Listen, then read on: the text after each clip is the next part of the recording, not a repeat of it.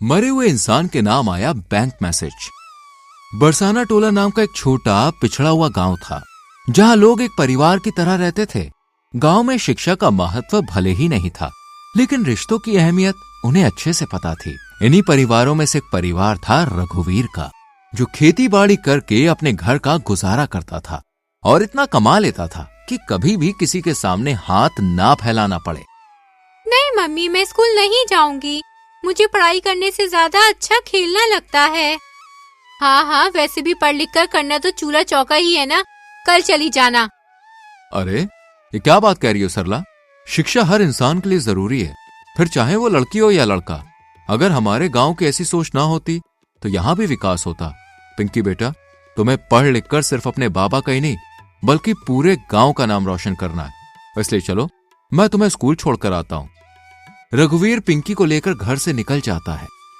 इसके सर पर तो पढ़ाई का भूत सवार है, तो इसको छोड़ मेरे लिए खटिया आंगन में बिछा, जरा धूप ही सेक लूं। अम्मा दोपहर होने को आ गई, पर अभी तक पिंकी के पिता खाना खाने नहीं आए। पता नहीं क्यों आज दिल बहुत घबरा रहा है। क्यों बुरा सोच रही है? तुझे पता तो है मेरा बच्चा कितना मेहनती है, जरूर खेतों में काम ही कर रहा होगा। अरे सरला कहाँ गई? जल्दी बाहर आ। क्यों आते ही गला फाड़ फाड़ कर चीख रही है? अगर तू सरला की दोस्त ना होती तो तुझे कभी इस घर में घुसने नहीं देती।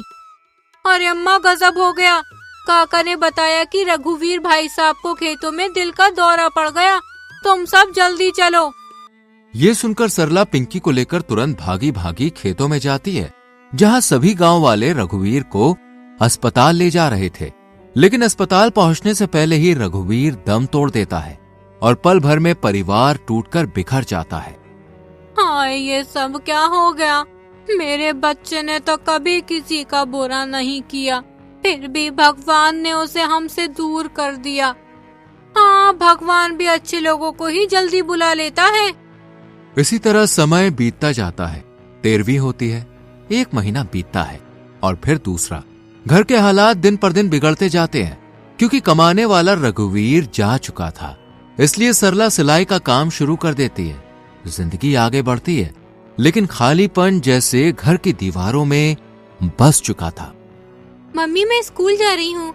मुझे फीस के पैसे दे देना, वरना आज फिर टीचर जी मुझे घर भेज देंगी। ठीक है, एक काम करती हूँ, खर्च के पैसों में से दे देती हूँ। लो बेटा, दिल लगाकर पढ़ना। अपने पिता की बात याद है ना? हाँ मम्मी।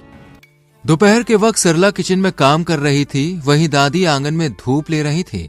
तभी अचानक से रघुवीर का फोन एक मैसेज की आवाज के साथ बज उठता है, जिसे सुनकर सब चौंक जाते हैं और पिंकी भागती हुई टूटी हुई अलमारी का दरवाजा खोल के उसमें से फोन बाहर निकालती है और टूटे हुए शब्दों में पढ़ती है।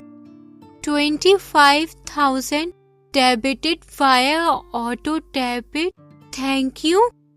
क्या मतलब है बेटा इसका? मम्मी, मुझे नहीं पता। अरे ला, मैं पढ़कर बताती हूँ। आखिर 12वीं पास हूँ। इसमें लिखा है कि रघुवीर भाई साहब के खाते से 25,000 रुपए निकाले गए हैं। लेकिन ये कैसे हो सकता है? इसके पापा तो...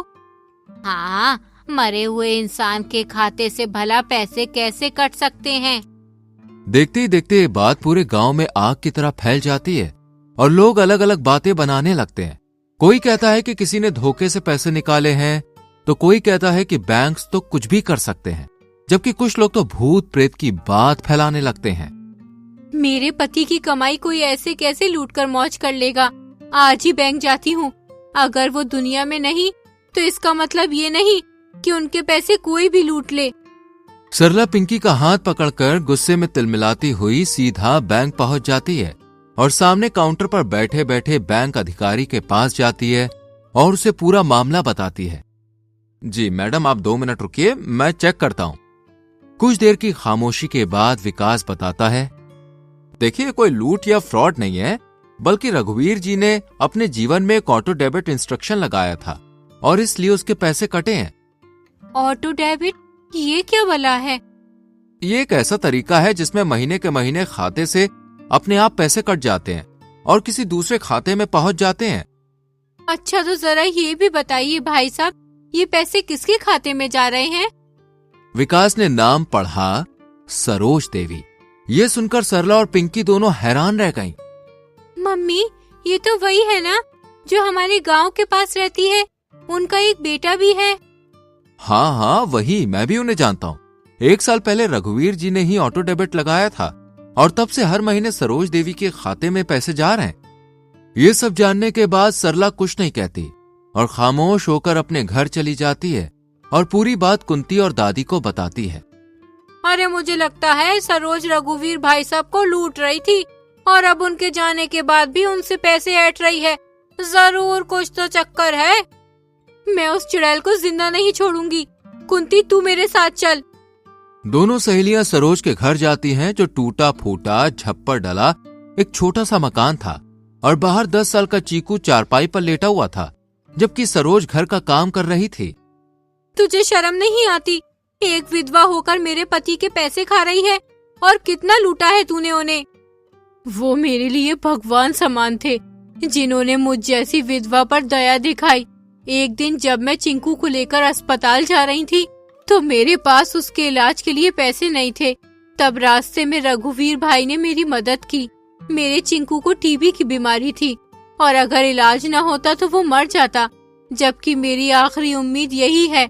इसलिए रघुवीर भाई ने हर महीने मुझे 25,000 रुपए देने शुरू किए ताकि मैं चिंकू के इलाज के साथ उसे पढ़ाऊं भी।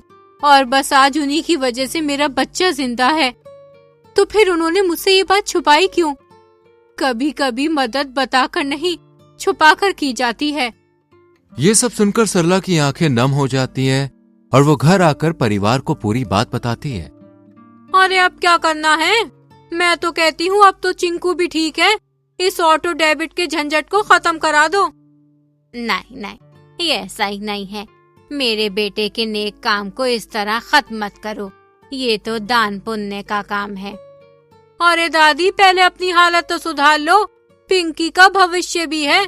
इस तरह मदद करती रही तो एक दिन आपको मदद की जरूरत पड़ जाएगी। हाँ, कुंती सही कह रही है। मैं कल ही बैंक जाऊंगी। अगले दिन कुंती सरला के साथ बैंक जाकर ऑटो डेबिट बंद कराने के लिए फॉर्म भरती है और सरला को सिग्नेचर करने को कहती है, पर सरला साइन नहीं करती। क्या हुआ मैडम? अगर मेरे पति ने जीते जी किसी की जिंदगी संभाली थी तो क्या मरने के बाद मैं उसे बर्बाद कर दूं?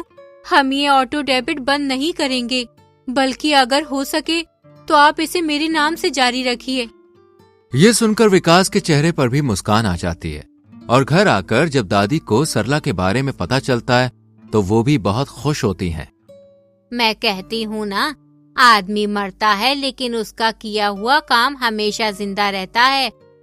अब जब भी रघुवीर के मोबाइल पर 25,000 रुपए के डेबिट का मैसेज आता है तो परिवार का चेहरा खुशी और गर्व और रघुवीर की नेक दिली से खिल उठता है। तो दोस्तों, कैसी लगी आपको ये कहानी? हमें कमेंट में बताएं।